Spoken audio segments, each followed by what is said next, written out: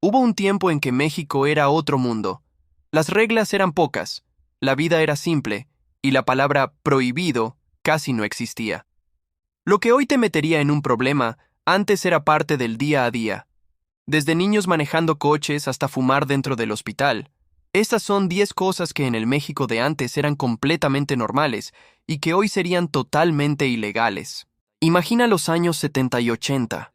No había cámaras de seguridad, ni reglamentos estrictos, ni redes sociales para juzgarte. La vida se guiaba por la confianza, por el sentido común, y por esa frase que todos escuchamos alguna vez. Así se hacía antes, y no pasaba nada. Pero claro, sí pasaba. Solo que nadie lo veía como un problema, hasta que la historia, poco a poco, cambió.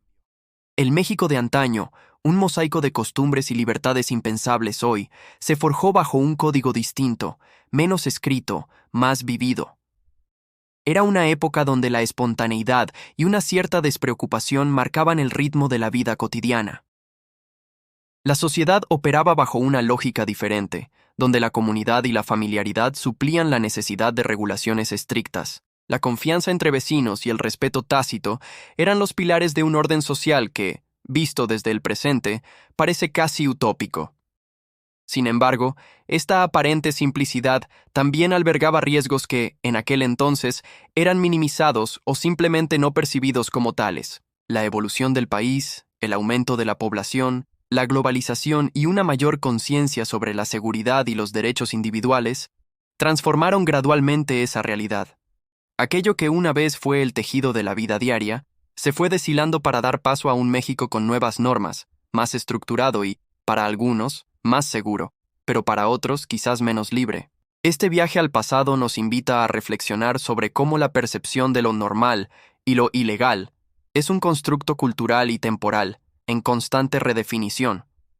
Nos muestra un país que, si bien carecía de las protecciones y regulaciones actuales, gozaba de una libertad que hoy nos parece casi impensable, tejida en la informalidad y la interconexión personal. Este viaje al pasado nos invita a reflexionar sobre cómo la percepción de lo normal y lo ilegal es un constructo cultural y temporal en constante redefinición.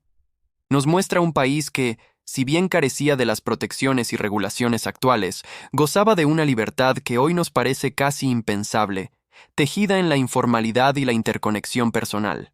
La transformación no fue abrupta, sino un lento proceso de adaptación a nuevas realidades sociales, económicas y políticas.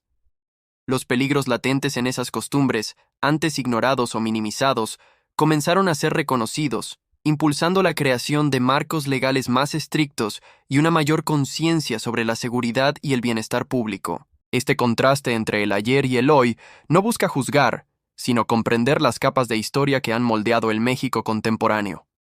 Un país que, a través de estas anécdotas, revela su evolución desde una sociedad más permisiva y espontánea hacia una más regulada y, en muchos aspectos, más consciente de los riesgos. La memoria colectiva se convierte así en un espejo que refleja no solo lo que fuimos, sino también lo que hemos elegido ser. Número 1. Fumar en hospitales. Entrar a un hospital en los 70 era como meterse a una nube de humo. Médicos, enfermeras y pacientes, todos con un cigarro encendido. Incluso en maternidades. Los recién nacidos respiraban nicotina antes que aire puro. Hoy sería un escándalo, pero en aquel entonces era tan normal como ofrecer café. La imagen del doctor con bata blanca y el pitillo entre los dedos, dando indicaciones, era icónica. Nadie cuestionaba la salubridad. Era un hábito arraigado, una forma de lidiar con el estrés o simplemente una costumbre socialmente aceptada. ¿Te imaginas hoy un letrero de "se prohíbe fumar en una sala de espera"? Antes, el letrero ni siquiera era necesario porque la prohibición no existía. Era un tiempo donde la conciencia sobre los riesgos del tabaco era mínima, y el respeto por el espacio público tenía otras prioridades. Número 2. Niños sin cinturón. ¿Recuerdas esos viajes en carretera donde los niños iban de pie entre los asientos? Algunos hasta manejaban un rato en las piernas del papá. No existían las sillas infantiles, ni los cinturones para todos. La seguridad era, si te agarras bien, no te pasa nada. Y si algo pasaba, se arreglaba con suerte y bendiciones. Los hermanos peleando por el lugar junto a la ventana, o el más pequeño durmiendo plácidamente en el regazo de la abuela, eran escenas cotidianas. El auto familiar, a menudo un bocho o una combi, se convertía en un espacio de libertad, no de encierro regulado. La idea de una silla de seguridad homologada o la obligación de que cada pasajero llevara cinturón era ajena a la mentalidad de la época. La aventura del viaje prevalecía sobre cualquier normativa de seguridad. Número 3. Vender alcohol a menores. Un papelito con la letra de tu mamá. Véndale una botella de brandy a mi hijo. Y el tendero te la daba sin dudar. Así era México. Los niños compraban cerveza, cigarros y nadie levantaba la ceja. Hoy sería un delito. Antes, era confianza entre vecinos. El chico de los mandados no solo iba por el pan o la leche, sino que también era el encargado de surtir la cava familiar. La edad no era una barrera infranqueable, sino una sugerencia elástica. La relación personal con el dueño de la tienda o la farmacia primaba sobre cualquier ley. Era una muestra de cómo la comunidad operaba con sus propias reglas, donde el conocimiento mutuo disolvía las formalidades que hoy rigen el comercio de productos controlados. Número 4. Corporal en las escuelas. El reglazo en los dedos, la nalgada con el borrador, el castigo público frente al grupo. Era parte del sistema. Los maestros decían, «Esto te hace hombre», y los padres asentían, «Hoy sería abuso», entonces era disciplina. La figura del maestro era una autoridad inquebrantable, y sus métodos, por severos que fueran, rara vez eran cuestionados. Un jalón de orejas o un coscorrón eran herramientas pedagógicas aceptadas, vistas como necesarias para moldear el carácter y asegurar el respeto. La línea entre la corrección y el maltrato era difusa, o simplemente no existía en la conciencia colectiva. La escuela era, en muchos casos, una extensión del hogar en cuanto a la aplicación de la mano dura. Número 5. Fuegos artificiales en manos de niños. En cada fiesta patria, los niños tenían cohetes en los bolsillos, sin permiso, sin guantes, sin miedo. Y sí, sin algunos dedos al final de la noche. Era peligroso, pero nadie lo veía así. Hoy la ley lo prohíbe, pero en ese México, el peligro también era diversión. La pirotecnia era una parte esencial de cualquier celebración, desde la Nochebuena hasta el grito de independencia. Los puestos callejeros vendían palomas, buscapiés y cohetes de todo tipo, accesibles para cualquiera, sin importar la edad. La euforia de encender un cohete y verlo explotar era una emoción pura, aunque viniera con el riesgo implícito. Las quemaduras o los accidentes eran parte del folclore, anécdotas que se contaban con una mezcla de susto y orgullo. La supervisión adulta era mínima, y la responsabilidad recaía en el cuidado del propio niño, en un mundo donde la cautela no era la prioridad. La imagen del doctor con bata blanca y el pitillo entre los dedos, dando indicaciones, era icónica. Nadie cuestionaba la salubridad. Era un hábito arraigado, una forma de lidiar con el estrés o, simplemente, una costumbre socialmente aceptada. ¿Te imaginas hoy un letrero de «Se prohíbe fumar» en una sala de espera? Antes, el letrero ni siquiera era necesario porque la prohibición no existía. Era un tiempo donde la conciencia sobre los riesgos del tabaco era mínima, y el respeto por el espacio público tenía otras prioridades. La nube de humo no distinguía entre pasillos, consultorios o la sala de espera. Era una constante. Los ceniceros, objetos omnipresentes, se vaciaban con regularidad, pero nunca estaban vacíos por mucho tiempo. El aire pesado, impregnado del olor a tabaco, era parte del ambiente hospitalario, una paradoja vista desde hoy, donde la salud es el estandarte, pero en aquel entonces el cigarrillo acompañaba, aliviaba y se integraba sin fricción en la rutina de cuidados. Los hermanos peleando por el lugar junto a la ventana, o el más pequeño durmiendo plácidamente en el regazo de la abuela, eran escenas cotidianas. El auto familiar, a menudo un bocho o una combi, se convertía en un espacio de libertad, no de encierro regulado. La idea de una silla de seguridad homologada o la obligación de que cada pasajero llevara cinturón era ajena a la mentalidad de la época. La aventura del viaje prevalecía sobre cualquier normativa de seguridad. Las paradas improvisadas al costado de la carretera, los juegos de veo-veo sin la interrupción de un arnés, la posibilidad de estirar las piernas en pleno trayecto. Era un concepto de viaje más espontáneo, menos encorsetado por la prevención de accidentes. La confianza en la pericia del conductor y en la buena fortuna era el principal sistema de seguridad. Hoy, un viaje así sería impensable, una irresponsabilidad castigada por la ley. Pero entonces, era simplemente cómo se viajaba en familia. El chico de los mandados no solo iba por el pan o la leche, sino que también era el encargado de surtir la cava familiar. La edad no era una barrera infranqueable, sino una sugerencia elástica. La relación personal con el dueño de la tienda o la farmacia primaba sobre cualquier ley. Era una muestra de cómo la comunidad operaba con sus propias reglas, donde el conocimiento mutuo disolvía las formalidades que hoy rigen el comercio de productos controlados. En la tiendita de la esquina, el tendero conocía a cada familia, a cada niño. Sabía que Pedrito no iba a beberse la botella de tequila solo, sino que era un encargo de su padre para la cena. Esta familiaridad creaba un tejido social, donde las transacciones se basaban en el entendimiento mutuo, no en la rigidez de las normas. El papelito de la mamá era un cheque en blanco de confianza, un testimonio de una época donde la comunidad funcionaba como un gran engranaje de favores y entendimientos tácitos.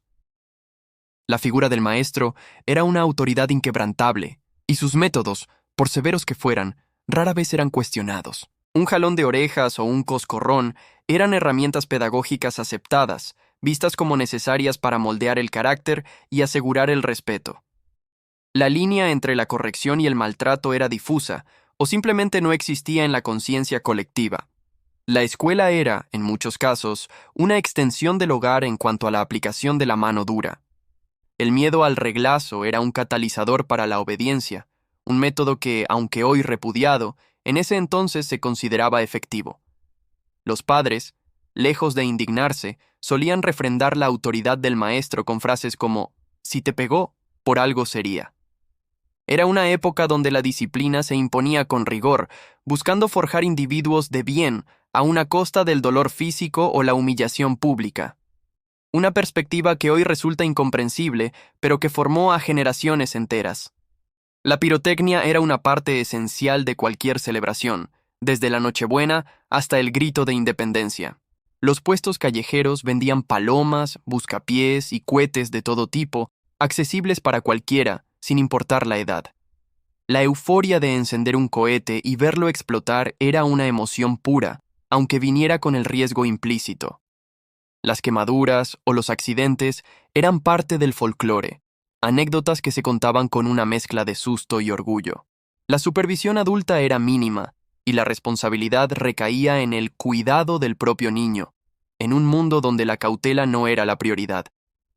Las calles se llenaban de explosiones y luces. Los niños corrían con varitas de luces de bengala, lanzaban ratones que corrían por el suelo y se maravillaban con los castillos que iluminaban el cielo. El peligro era inherente, pero también lo era la emoción.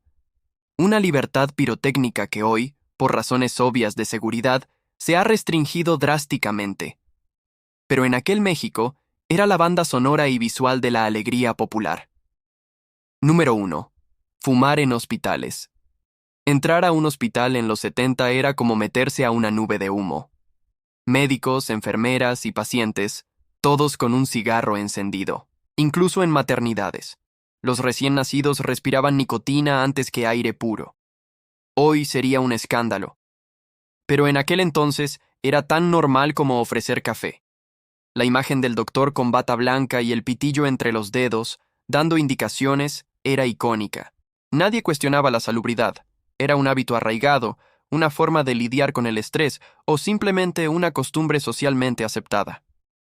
¿Te imaginas hoy un letrero de «Se prohíbe fumar en una sala de espera»? Antes el letrero ni siquiera era necesario porque la prohibición no existía.